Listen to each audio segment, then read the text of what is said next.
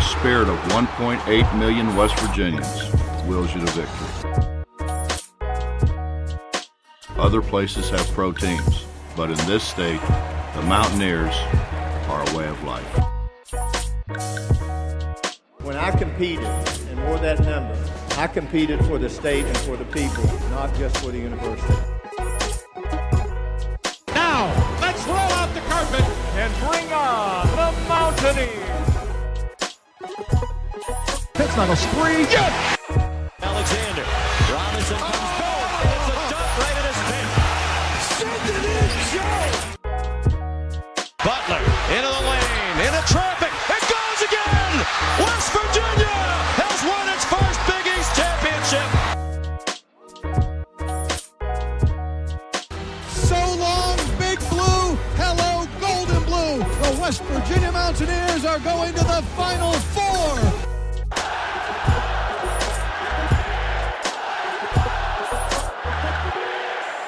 And now, the show brought to you by Mountaineer fans, for Mountaineer fans, the Country Roads Webcast. What's going on, Mountaineer Nation? Welcome into episode 2 of the 2022-2023 edition of the CRW Hoops podcast. Here to talk about the beginning of the WVU basketball season and preview the upcoming Friday night contest against the Pennsylvania Quakers. West Virginia will be taking on Penn in Morgantown there in the fourth game of the season. Mountaineers currently 3-0 on the 2022-2023 campaign here. West Virginia basketball in full swing now. So we're, trying to get you an episode a week. It's a little bit tough right now with football going on, but football winding down, it'll be easier to get you guys a podcast episode a week here on the CRW Hoop side. But having said that, West Virginia has played 3 games to this point, currently sitting at 3-0 on the season and been, ended up on the scoreboard anyway, dominant in all 3 of these contests, actually. Let's take a look here. Starting the season with the first victory was against Mount St. Mary's, a 76-58 romp for the Mountaineers. They looked pretty solid in that. And arguably, though, the best performance of the Mountaineers to this point in this season, I think, came in the second game, the basketball version of the Backyard Brawl, where we saw the Mountaineers defeat the Pitt Panthers 81-56. And then, of course, most recently, just a few nights ago, West Virginia took on Morehead State. A little bit closer in the first half than I think a lot of us expected, but West Virginia pulled away and flexed their muscles late in that first half and then never looked back in the second half, ended up with a 75-57 victory over the Morehead State Eagles. So looking at these 3 scores here, 58 points for Morehead State, 56 points for Pitt, 57 points for Morehead State. First one there, Mount St. Mary's. But 58, 56, and 57 points, respectively, West Virginia's given up in their first 3 games of the season. So no one scored over 60 on them, really over 58, but no one scored 60 points on the Mountaineers yet. So that's good to see the defensive efforts that the Mountaineers put forth so far in these first few contests. I know in a couple of them, they've forced at least 20 turnovers as well. So we're getting back to that, attacking style of defense that we've loved to see in Morgantown in years past that we've kind of lacked the past couple of seasons. That's one thing you can definitely say that you've seen here early in the season with this team, and something that's been really exciting, I think, and made them fun to watch, in a group that seems really scrappy as well, I think, and we love the attitude of this team so far early on. But we do got to, preface that by saying, the competition has been what it has been so far, and it's about to kick up here soon. We got Penn Friday. That'll be, another contest for the Mountaineers, but then it really kicks up as the Mountaineers get ready to go to that tournament in Oregon, where they will play Purdue to start that off. But there's some really awesome teams in that Phil Knight tournament down there in Portland, Oregon. The Mountaineers are about to be featured in here in a couple of games, so we're really going to learn a lot about the Mountaineers then here in the next week or so. But that at this point right now, 3-0 on the season. As I said, they will play Penn Friday, November 18th. It's going to be a 7 o'clock tip time for that one, and it's going to be, as the Mountaineers, first few games have been on ESPN Plus. It will be there yet again. So got to have ESPN Plus if you want to watch it. Or, maybe someone can help you out with that if you don't have it. If not, Tony Caridi, we always know, is awesome on the call. But that's what the Mountaineers got coming up on the schedule this week. Now that we've kind of updated where the Mountaineers stand through 3 games on the season and what they've got coming up on the schedule, let's talk a little bit about the performances of individual players with so many new faces on the Mountaineer team. There's a lot to learn about and want to know how some of these guys are looking so far. So we'll look at some of the stats so far through 3 games as we move forward here to our next segment on episode 2 of the 2022-2023 CRW Hoops podcast.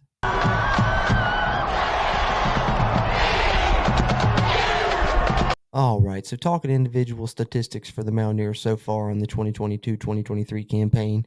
Let's run down the team leaders to start that off so far through 3 games. I know it's a small sample size, so, take these numbers with a grain of salt, but just wanted to kind of spend some time talking about how everyone is doing.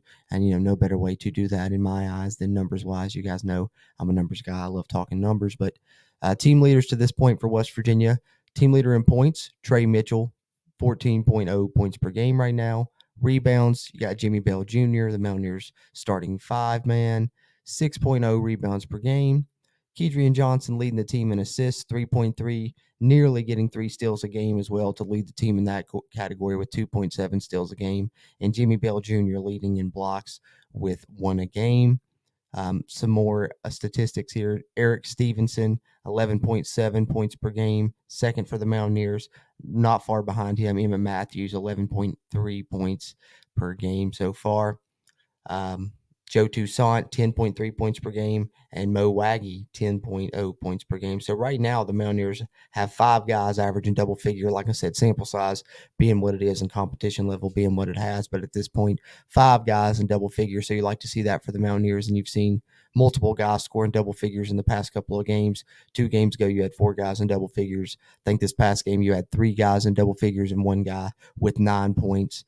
You saw a really good performance from Jimmy Bell Jr. in that game, his best performance yet as a Mountaineer. I believe he had 10 points and 8 rebounds. And you've seen, different players stand out every night. I think early, in the season, you really saw some good things from, Trey Mitchell's been good, but he didn't play a lot in those first couple games. So you saw guys like Eric Stevenson and their ability to score. And of course, Emmett Matthews doing everything that he does. Like I said, what a thing I'd like to say about Emmett so far in his return to West Virginia is he seems like kind of the glue guy and maybe the heart of this team. And even if he's not popping up on the stat sheet, he's bringing that leadership aspect and doing a lot of things out there on the floor, rebounding defensively, just kind of a jack of all trades type player. But we've seen him, do some scoring as well, have some good dunks throughout the season. Stevenson, we know his ability to score, but he's been in foul trouble so far throughout these first 4 games. That's something he's got to cut down, and I think he can score more for the Mountaineers. And I think, the most surprising players to me have been Joe Toussaint's offensive game.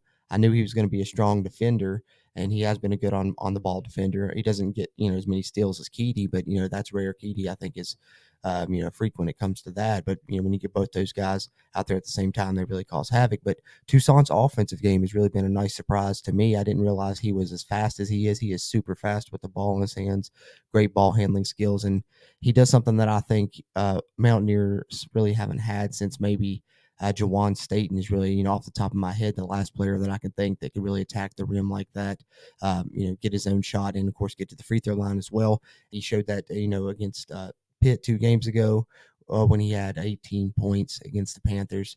Looked really good in that game.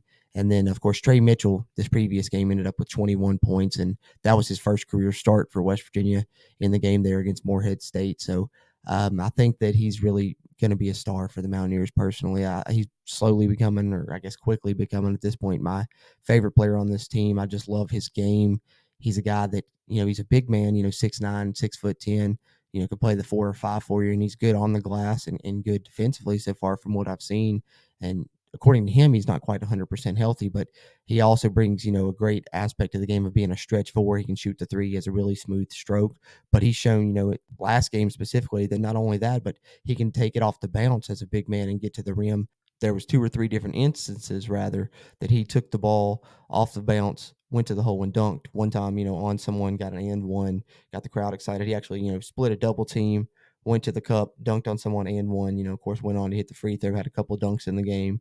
And, he had 21 points in that game, and he didn't do something that I've talked about, that we saw him do early in the season in the first 3 games, was shoot the three ball well. He was 0 for 2 on threes in that game, and we saw him be able to score the ball in different ways then, even, down low, a couple of jump hook shots and stuff. And if he's truly not 100% like he claims, then he really may end up being a force for the Mountaineers this season, and I think has the potential to definitely be the leading scorer. And Eric Stevenson, another guy that looks like he can fill it up. Don't think that's as much a surprise. Like I said, he's got to stay out of foul trouble. But another guy that's been a really pleasant surprise, I think, Mohamed Waggy. We saw the Mountaineers actually have a JUCO player committed, a big man, Fede Federico, which, funny enough, ended up at Pitt, and the Mountaineers faced him. But they ended up, parting ways with him, deciding to go a different way once they discovered Waggy. And I definitely can see why Huggins has talked about, in the post game of the Morehead State game, about how good his footwork is, and he's been a double-digit scorer for the Mountaineers. He's been clean in the glass. He's really good on the offensive boards, and when he gets the ball in the post, he can score and clean it up on the offensive glass as well. I think he's a guy that's really going to be a force for the Mountaineers, not only this year, but in the next few years, as long as he stays around, because I believe he's a JUCO player, but I think he's a sophomore. I'd have to check the roster to be 100% sure there, to be honest with you. But he's a guy that's been a pleasant surprise, and I think he's going to be a really good player for the Mountaineers this season. Super scrappy. And then you can't say enough about the depth West Virginia has shown playing 9 or 10 deep. We're talking about Waggy, so we'll talk about the other big men. Jimmy Bell Jr., I said he had his best game of the season so far. Last game, been a bit of a mixed bag with him, though, to this point. Some games he hasn't played a lot of minutes despite being a starter. But I think, he's a guy that we know is a developmental guy. That it's going to take some time, but he's a guy that I think has potential for sure. So you got, those two right there, Waggy and Jimmy Bell. And then, of course, I mentioned Trey Mitchell and how his versatility and his potential for the Mountaineers. So there's 3 big men for you right there just off those 3. Then you got a guy like Pat Sumnick, who finally got in his first action against Morehead State and come back from a knee injury. Don't know how much he's going to be involved throughout the season as they trim the bench down once West Virginia gets into a little bit more tougher competition. But a guy that will play for sure is James Okonkwo. Didn't play actually against Morehead State. There was a video out I really liked of him running stairs on his own accord to apologize for that and everything, which I thought was really good. But Okonkwo is really shown to be very good on the glass and a great shot blocker. I think he's got a block in every game that he's played in those first couple games for the Mountaineers. So definitely, I think Okonkwo is going to be good. He's super young as well. Came to the Mountaineers reclassified, came in a recruiting class early, so he's only 18 or 19 years old, if I'm not mistaken. But great size for him. I believe he's 240 pounds and 6'8", so really big body that can really help the Mountaineers on the glass and defensively. And then, beyond that, West Virginia has guys that can shoot the basketball all around a lot. Josiah Harris, a true freshman that will play at times this season. He has great length, 6'8". That can help West Virginia on defense in the glass, but he's shown a smooth stroke as well. I haven't seen a lot of Jamel King and Josiah Davis, so don't know about them moving forward, but that's really the only 2 guys that haven't seen a lot of action for the Mountaineers. I know we've talked about a lot of these guys in our post-game shows, which I definitely want to take a second here and plug that there on the podcast side, especially for you guys on the audio side. If you haven't been tuning into those, following every WVU basketball game over on the Country Roads Webcast YouTube channel, we've been hosting post-game shows where we've talked about a lot of these players, but I know you guys on the audio side haven't really heard our thoughts, so we wanted to give that a little bit here. And, with that great depth, West Virginia has guards that can contribute as well. Seth Wilson, we saw him have some good games last season, but he's kind of taken a back seat with the addition of Toussaint, who I aforementioned, and then Kobe Johnson playing a bigger role, and Kedrian Johnson, of course, doing great things defensively. So the Mountaineers, I think, this year do have a very solid roster, and I just wanted to talk a little bit about some of the players and their stat contributions so far for the Mountaineers through these 3 games. But having said that, we'll get into final thoughts here momentarily. But before we do, wanted to take a second and remind you guys here on the video side that are watching on our YouTube channel here on the Country Roads Webcast channel, or if you're tuned in on the WV Sports Now channel, which you can find us over there now, as we are a part of their network there in the Sports Now family of networks, and really appreciative of them. But find us on their YouTube channel or go to their website at wvsportsnow.com for some great Mountaineer sports content. But if you're tuned into the video version on our YouTube or theirs, do us a favor while you're in here, like this video, give it the thumbs up. That'll really help its performance and help future videos performances here on the channel as well. And if you haven't already, hit the subscribe button. Helps us, helps you, helps get more of this Mountaineer sports content out to Mountaineer Nation. And if you're listening on the audio side, what you can find on any podcast platform you like, just search for Country Roads Webcast. We do a CRW football show and, of course, the CRW hoop show that you are tuned into now. We really appreciate you tuning in on any of those podcast platforms. But if you're on Apple Podcasts specifically, do us a favor, leave us a rating. That really helps us out there. And if you're on any other podcast platform, you can help us out, of course, by sharing the content around throughout Mountaineer Nation. That helps us as we continue to try and grow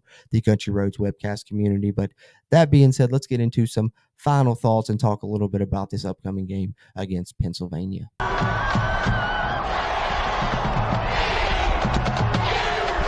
All right, so as I mentioned earlier, West Virginia will take on Pennsylvania Friday night in the Coliseum, November 18th, 7 o'clock tip time. That's Eastern Standard Time there, and that's going to be televised on ESPN Plus for you guys looking to tune into that one. So let's take a little bit of a look at the Pennsylvania squad here. I know that they are currently 1-3 on the season, 1-2 on away games, but they do have a player named Jordan Dingle at guard who's averaging almost 20 points a game, 19.8. Over 40% from the field, 41.3, over 90% on his free throws, 91.3%. So looks like he's a player that can get to the line, and I'm sure he has a nice stroke as well and can shoot the ball. But almost 20 points per game, and the only reason that makes you a little bit leery is you saw the first game of the season against Mount St. Mary's. They had a guard that could really shoot the rock. I think he ended up with 18 or 20 points against the Mountaineers there. But, to really finally shut him down, West Virginia put Emmett Matthews on him, and that really started to silence him there in the second half when the Mountaineers pulled away from Mount St. Mary's officially. So wouldn't be surprised to see maybe if Jordan Dingle starts off hot, Emmett Matthews or somebody, longer like that, get on him, try and bother him and shut him down.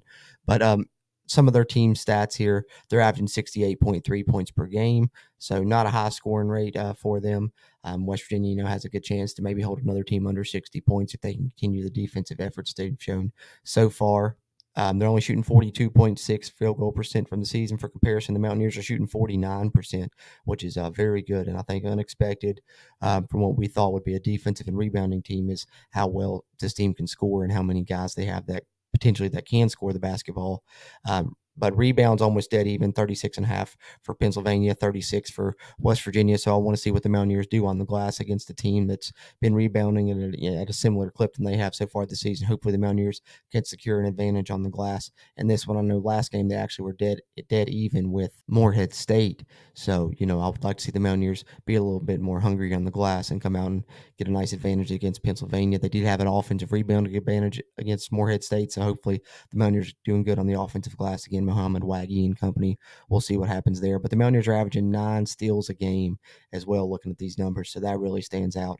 If the Mountaineers can force, 15 to 20 turnovers, got to love their chances, though, against Penn to not only win, but hopefully win handily yet again, as they have so far, a few points that we've seen them throughout this season in the first 3 games. As I went over the scores there, I'll pull them up one more time for you guys here.